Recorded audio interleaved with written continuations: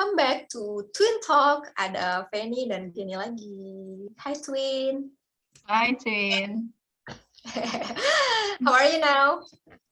It's good. I'm good. I'm fine. How are you? I'm good despite of the Omicron is spreading. Kayaknya lagi banget nih di Jabodetabek Omicronnya lagi hot-hotnya gitu. Booster? Masih dalam proses sih sepertinya boosternya, cuma Omicronnya lebih berproses duluan, like one step further dianya. Oke.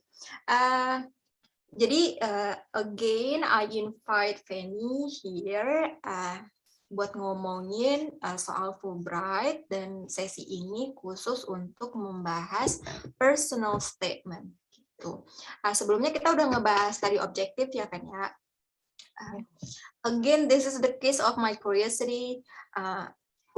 Saya udah baca beberapa poin mengenai study objectives, kemudian beberapa poin mengenai personal statement. Jadi saya ambil poin-poinnya dari form. Di sini saya buatkan ada sekitar 5 pertanyaan nih, Pen. Yang pertanyaannya secara umum mengenai what you have achieved, like your current goals. Kemudian, you need to include information about your education, practical experience, and special interest, including career plans. Mungkin ini trennya aja agak beda ya, ada yang bilang apa yang sudah dilakukan, apa yang sedang dilakukan sekarang, dan apa yang ingin diraih di masa depan, gitu. Mungkin sederhana seperti itu. And the third question is, describe any significant factors that have influenced your educational or professional development. Significant factors. Wah, agak berat ya. Nggak tahu nanti Fanny ngangkatnya ringan apa gimana nih.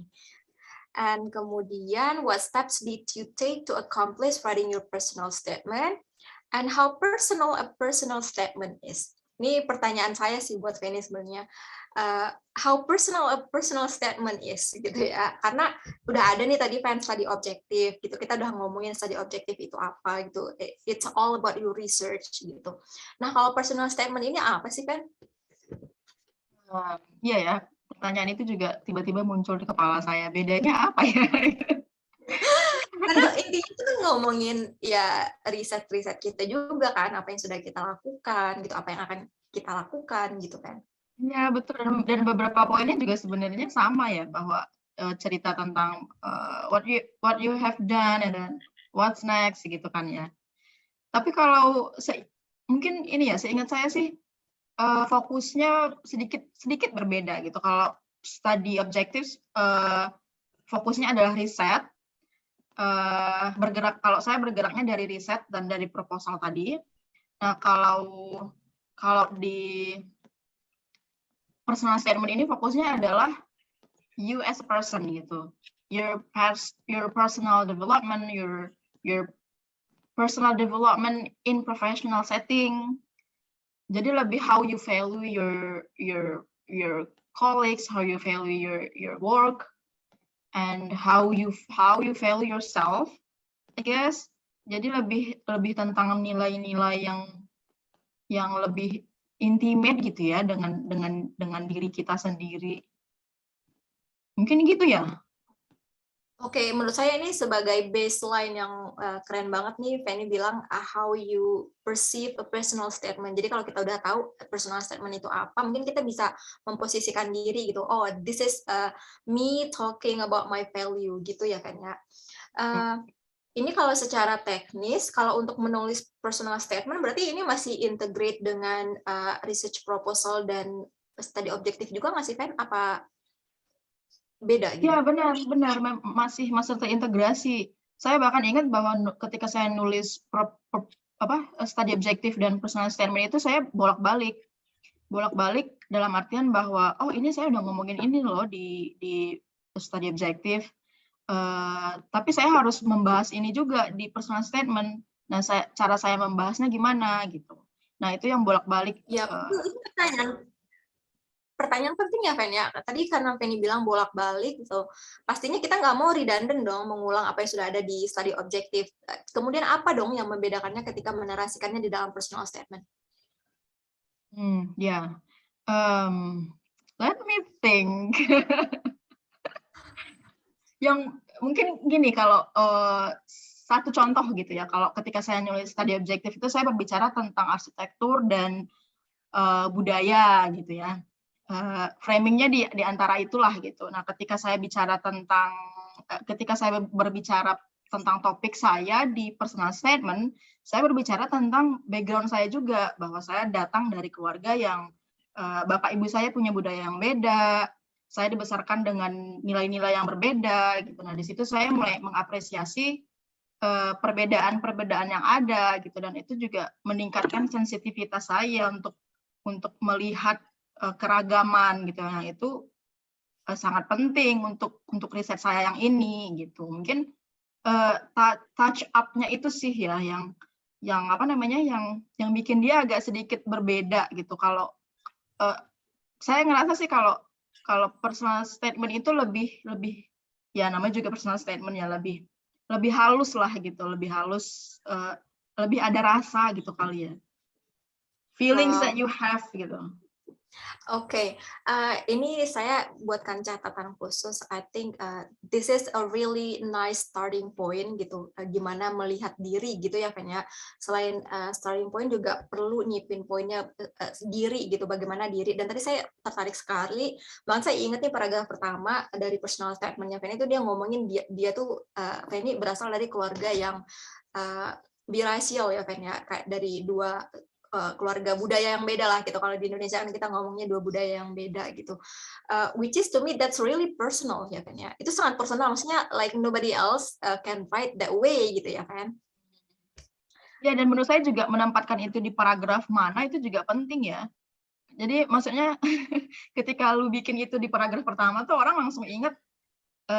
Kalau saya sih membayangkan ya, ketika mereka diskusi, para ahli ini berdiskusi, mereka bisa langsung, oh itu loh anak yang dari keluarga yang multikultural gitu. Nah, itu jadi signature buat aplikan dengan nomor sekian gitu. Oke. I'm curious to know, mungkin ada juga yang penasaran. Terus kalau di personal statement-nya Feni nih, personal statement ini kan one page single space ya, cuma satu halaman, but you need to include everything and that will be you gitu, as a person gitu kan ya Feni. Tadi Feni bilang mulainya dari keluarga nih, asal dari keluarga yang multikultural gitu ya bahasanya. Ini harus menuliskan satu halaman. Kemudian bagaimana mengaitkannya gitu kan dengan study plan lah gitu, as a person, as a professional, staff atau apa gitu, gimana tuh kan? Karena jumpingnya agak gimana tuh? Ya, betul, agak jauh ya. Jadi saya fokuskan itu di paragraf pertama itu memang background keluarga. Nah, dari setengahnya itu tentang background keluarga, dan setengah paragraf terakhirnya itu saya jumping ke how my family values education. Karena misalnya bapak ibu saya guru, jadi mereka memang sangat ini ya, sangat apa namanya, go Feni, go get your education, misalnya gitu ya. Spiritnya itu. Jadi saya dikirim jauh-jauh. Nah, itu saya highlightnya my personal sacrifice, my family sacrifice to give me a better education to another island gitu. Nah, itu saya jadikan sebagai bridging untuk ke paragraf berikutnya, cerita tentang pendidikan saya di S1 misalnya. Struggle-nya itu nggak cuma sekedar di lingkungan pendidikan, tapi juga secara emosional, secara karena waktu itu remaja juga gitu, jauh dari keluarga, lalu kemudian misalnya dari segi sosial gitu ya, catch up dengan pergaulan ibu kota gitu. Nah, di situ baru mulai masuk titik balik cerita tentang, oh saya menemukan dari kesulitan ini ada satu titik ketika saya menemukan sebuah celah di arsitektur misalnya gitu. Nah, itu bisa jadi highlight. Maksudnya gini, kalau di personal statement itu kita bisa cerita tentang hal-hal yang secara personal menyentuh kita gitu. Jadi kalau misalnya tadi cerita tentang sekolah yang jauh, nah itu secara mental itu membentuk kita gitu. Lalu kemudian misalnya saya juga ingat bahwa saya cerita tentang berbagai rintangan gitu ya yang saya hadapi, gimana gue tertatih-tatih gitu menghadapi S1 arsitektur. Lalu kemudian ada satu profesor yang mengenalkan saya dengan komunitas dan arsitektur gitu. Nah, di situ jadi being personalnya itu di situ. Dalam settingan edukasi gitu ya. Nanti di dalam setelah itu cerita tentang pekerjaan itu bisa akan selalu ada nuance itu. Oke, dengar cerita Feni itu kayaknya ceritanya panjang lebar gitu, menarik, kayak like we are listening to her story in short gitu ya. Dan itu menurut saya jadi semacam ini sih challenge myself gitu. Feni itu nulis tentang cuma 1 halaman personal statement gitu. Tapi mulainya tuh dari keluarga gitu, dan bagaimana dia memulai S1 dan lanjut gitu.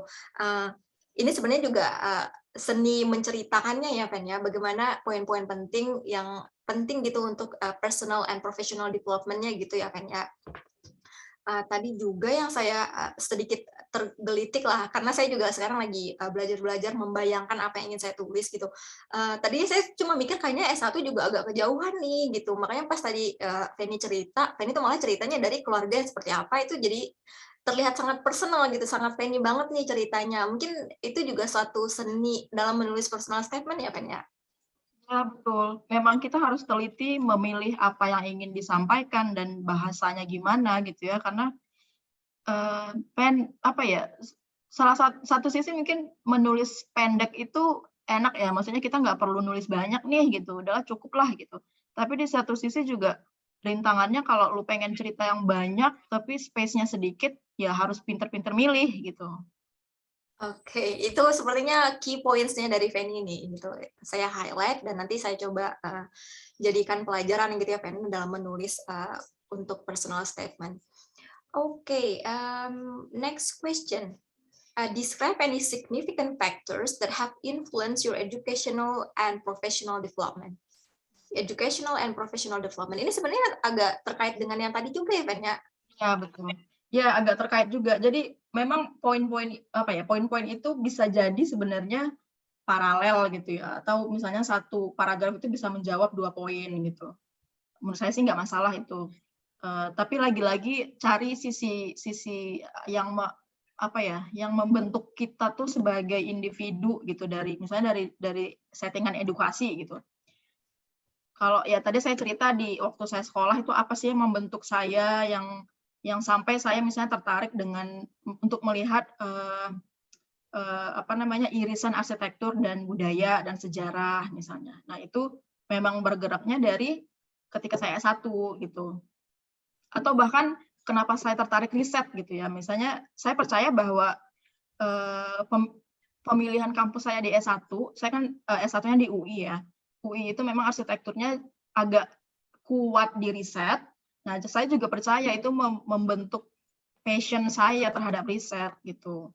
Nah, yang hal-hal kayak gitu sih yang harus digali dari CV kita ya, dari pengalaman hidup kita lah gitu setidaknya, supaya kita juga aware bahwa in a way juga sebenarnya memberikan apresiasi ya kepada orang-orang yang sudah bersentuhan dengan kita gitu ya, bahwa kita yang sekarang tuh nggak cuma hasil kerja kita gitu, tapi memang hasil dari berinteraksi dengan banyak orang dan banyak sistem gitu. Nah, menurut saya itu sih yang dicari ya di personal statement. Atau bahkan misalnya dari workplace gitu. Apa yang membuat Feni yang sekarang jadi Feni ini gitu? Lingkungan kerja seperti apa gitu? Oh, lingkungan kerja saya tuh ketika saya masuk tuh saya cupu banget. Apalah gitu ya, S2 yang pikirannya masih main-main gitu kan. Terus setelah lulus S2 saya sempat magang di kampus yang sama. Nah, lingkungan kerja saya tuh mendukung banget. Misalnya saya diajakin untuk nulis bareng, saya diajakin ke konferensi yang banyak orang-orang penting. Nah, di situ saya belajar cara membangun networking, saya belajar untuk berdiskusi gitu ya. Nah, personal development itu sih yang harus di-highlight dan in a way like acknowledging your colleagues, your friends, your parents, your teachers. Gitu sih. A move. ada cerita Fanny bagian yang dia belum pernah cerita sebelumnya, saya baru dengar gini, that touch my heart gitu. Jadi boleh dong ya kalau memuji my own twin gitu ya. I think Fanny ini orangnya sangat humble gitu. Kenapa gitu? Karena ketika dia menceritakan how she wrote her personal statement, dia tuh nggak cuma bilang this is me, this is the values that I can offer, tapi dia bilang saya mengapresiasi orang-orang yang sudah membentuk pribadi saya ini gitu. Berterima kasih kepada orang-orang yang udah share the knowledge and the experience with her. Tadi dia bilang dosen-dosen yang ngajak nulis, yang ngajak conference gitu. I think Fanny di situ lagi pinpoint ya the value of sharing gitu ya. Jadi she take and then therefore she needs to give as well gitu. So saya jadi ini banget sih kayak belajar banyak gitu ternyata even when it's a personal statement it's basically about apa ya share and give, take and give gitu dengan orang-orang di sekitar kita, apalagi yang membentuk kepribadian gitu ya Fen ya. Iya betul. Dan juga kalau boleh saya tambahkan ya, itu juga sebenarnya jadi poin plus buat kita gitu, bahwa menunjukkan bahwa kita bisa nanti sekalipun lu ditempatkan di tengah hutan, lu akan survive kok gitu, karena lu akan bertemu dengan orang-orang yang lu nilai baik dan akan saling ada transaksi di situ gitu. Oke, amazing lah, wonderful ya Fen ya. Semoga setidaknya tuh dapat tidak hanya pengetahuan, tips dan triks, tapi juga dapat spirit nih, spirit menulis personal statement, especially for me and hopefully useful for the others gitu ya. Thank you so much Fanny. Terima kasih sudah berbagi. Terima kasih juga ya, thank you ya udah datang ke talk and made the time for me at least. Oke. Mungkin kalau untuk yang berikutnya nanti saya sih sebenarnya pengen sedikit mungkin short of workshop gitu, saya pengen cerita ke Fanny kalau saya begini nih gitu, mungkin sebagai warming up, brainstorm the ideas buat saya nulis personal statement gitu. Jadi saya pengen coba diobrolin dulu ke Fanny, mungkin nanti saya bisa kasih lihat juga poin-poin dalam personal statement saya gitu Fan. Ya kayaknya menarik nih. Iya. Saya sebenarnya ini ya agak kesulitan juga ketika ditanya seperti ini, karena ketika melakukan itu lebih ke intuisi ya. Jadi ketika diminta untuk menganalisis tuh saya berpikir lagi, oh saya kenapa ya saya melakukan itu ya gitu. Jadi I'm not saying that I'm good at that, but I'm okay and you're welcome to discuss anything as long as I'm capable to answer. Iya, sure. Kayaknya Fanny ini tipenya dia melakukan banyak hal, dia melakukan apa yang diminta di personal statement dan study objective, tapi dia tuh bukan tipe yang ngasih judul and label gitu, this is the factors that influence gitu, enggak. Dia punya cara intuisi sendiri gitu untuk menuliskannya ya, Fan ya? Iya, betul. Karena memang ya itu ya, karena beberapa hal tuh overlap juga, dan ya itu menyusun ulang, merangkai ulang, memilih mana yang akan diceritakan dulu, itu memang cukup makan waktu sih. Oke. Pertanyaan terakhir. So this is only a restatement because I have asked you this question in the very beginning of the talk. So Fanny, how personal a personal statement is? Oh yeah, that's a good question actually. How personal is personal statement? It is quite personal, I guess. If we put the number like 1 to 10, it probably like a 9. Jadi kalau saya sih gini ya mikirnya ya, as long as it benefits you, just put it there. Bahkan misalnya if you have a broken heart during your education in your bachelor degree, let's say, and then how it brings you to another perspective of seeing how work works. So I think it's worth it to try.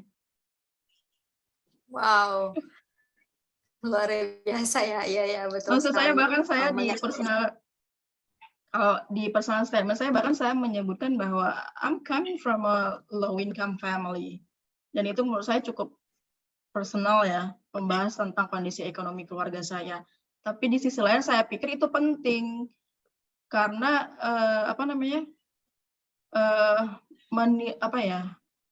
edukasi pendidikan itu berharga, nilainya tuh jauh lebih berharga ketika dikonfrontasi oleh kondisi ekonomi yang nggak begitu baik gitu. Jadi ya itu selama itu bisa menunjukkan the real you, don't worry about that. Yeah, your low income family, that is our low income family, ya. Okay. Alright. Once again, thank you so much, Penny. Semoga nanti ada kesempatan lagi for our upcoming Twin Talk. Thank you so much. Thank you. Good luck again. I'll see you around. Okay.